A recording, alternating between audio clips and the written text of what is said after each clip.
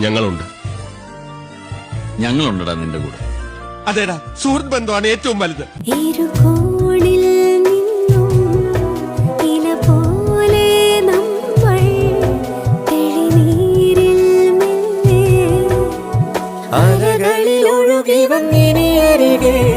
ഒരു മൊഴി പറയാം, ഉരുകിയ മനമിനി തഴുകാം, മിഴികളിൽ ഒരു ചിരി എഴുതാം, വഴികളിൽ തണൽ മരമാ.